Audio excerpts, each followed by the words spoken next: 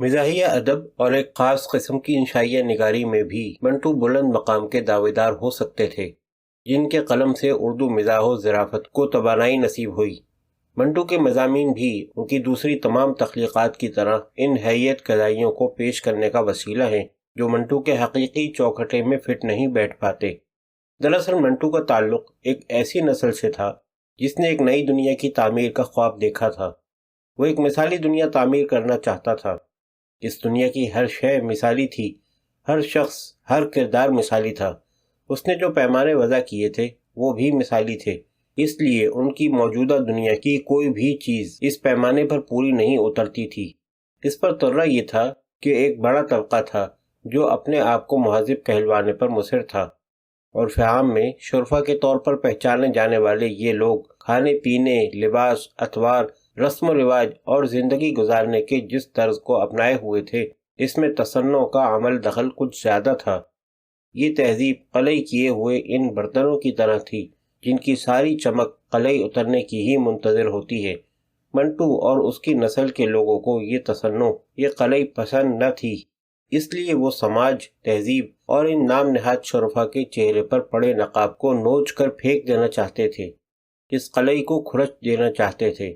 لیکن یہ آسان کام نہ تھا۔ سماج پر انہی کا تسلط تھا۔ سماجی اقدار، اخلاقی ضابطے، تہذیبی پیمانے سب اسی طبقہ اشرافیہ کے بنائے ہوئے تھے، اور سماج پر تسلط بھی انہی کا قائم تھا۔ حکومت اور اقتدار تک انہی کی رسائی تھی۔ اس لیے ایک سماجی انقلاب کی ضرورت تھی، ایک ذہنی انقلاب کی ضرورت تھی۔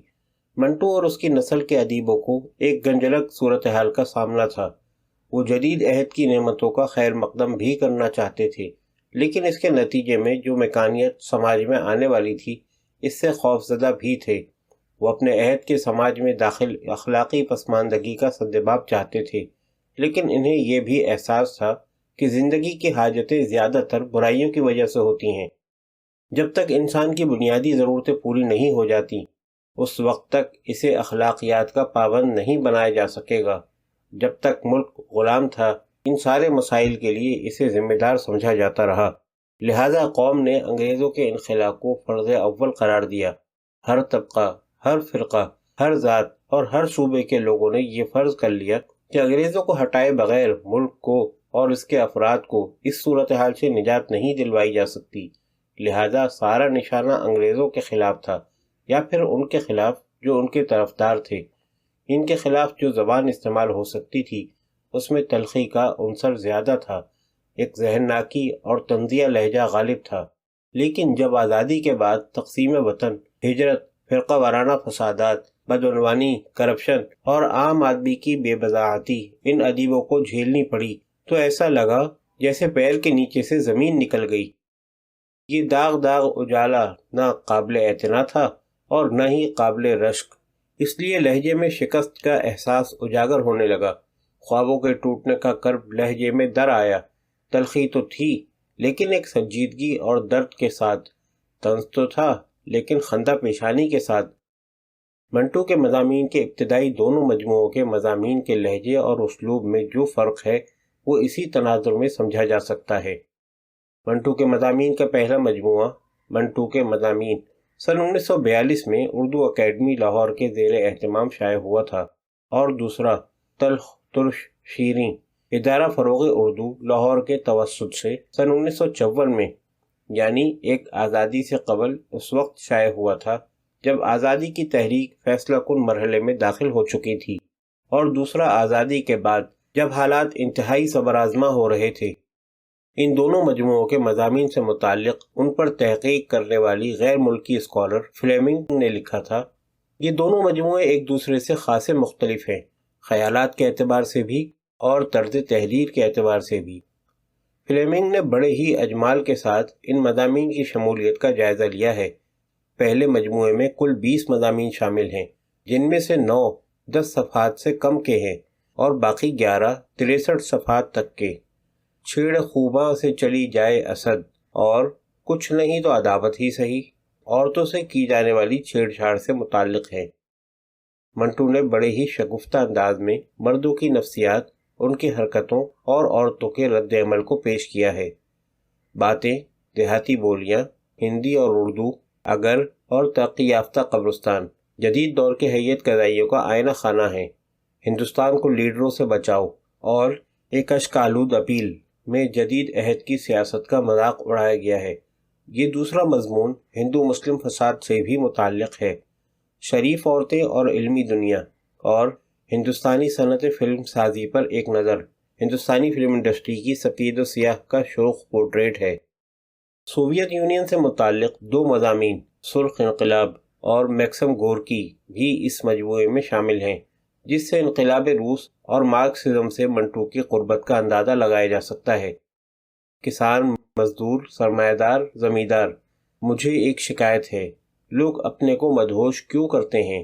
مجھے بھی کچھ کہنا ہے۔ عصمت فروشی، سماج کے پسماندہ طبقات کی زبوں حالی کا سماجیاتی نقطہ نظر سے لیا ہوا جائزہ ہے، جس میں ساری ہمدردی کسانوں، مزدوروں اور عورتوں کے لیے محفوظ ہے، وہ چاہے کسی پیشے سے متعلق ہو یا کسی طبقے سے۔ چھیڑ خوباں سے چلی جائے اسد کا ایک منظر دیکھیے۔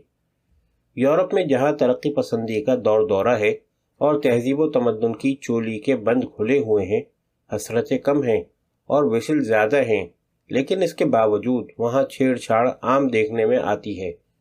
نقاب اٹھنے پر بھی وہاں کی بے نقاب عورتیں اس طرح گھوری جاتی ہیں جس طرح یہاں ہندوستان کی نقاب والی عورتوں کے نقاب گھورے جاتے ہیں۔ چھیڑ چھاڑ بھی زوروں کی ہوتی ہے، ہندوستان کے مقابلے میں کئی گنا زیادہ۔ دراصل جنسی بھوک کچھ اس قسم کی بھوک ہے کہ مٹائی نہیں مٹ سکتی۔ جب تک مرد اور عورت پاس پاس رہیں گے یہ چھیڑ چلی جائے گی، یا پھر کوئی ایسا زمانہ آئے کہ عورت کا وجود مرد کے لیے غیر ضروری ہو جائے تو چھیڑ کا یہ سلسلہ خود بخود ختم ہو جائے گا، اس سے پہلے ممکن نہیں۔ چھیڑ خوباں سے چلی جائے اسد، از سعادت حسن منٹو۔ منٹو نہ تو ناصح ہے اور نہ سماج شدھارک، وہ ایک سفاک حقیقت نگار ہے۔ وہ سماج اور معاشرے کے ایسے مرقع ہمارے سامنے پیش کرتا ہے جس میں ہم اپنے آپ کو مادر ذات برہنہ پاتے ہیں۔ وہ ان تمام ملبوسات کو تار تار کر دیتا ہے جو سماج کی سطح پوشی کے کام آتے ہیں یا آ سکتے ہیں۔ کہیں کہیں اس کی علمی متانت اور سنجیدگی کا بھی احساس ہوتا ہے، لیکن یہ اس کا غالب رنگ نہیں ہے۔ آگرہ میں مرزا نوشہ کی زندگی ایک ایسا ہی مضمون ہے جس میں مرزا غالب کی ابتدائی زندگی کی چند جھلکیاں پیش کی گئی ہیں۔ یہاں طنز و مزاح کا رنگ ہلکا ہے اور سنجیدگی کا عنصر کچھ زیادہ ہے، تاہم ایک طنز ملیح پورے مضمون میں جاری و ساری ہے۔ دراصل منٹو بھی رومان پسندوں کی طرح ہر شے کو اس کے فطری رنگ میں دیکھنے کا خواہش مند ہے، یعنی وہ چاہتا تھا کہ فطرت نے جس چیز کو جس کام کے لیے تخلیق کیا ہے اور اس کی جیسی سرشت ہے، اسے اسی کے مطابق عمل کرنا چاہیے اور نظر آنا چاہیے۔ منٹو نے غالب کی شخصیت کے مختلف پہلوؤں پر مضامین قلم بند کیے ہیں۔ غالب اور چودھوی میں بھی دلچسپ مکالموں کے ذریعے غالب کی شوخ مزاجی کا نقشہ کھینچا گیا ہے۔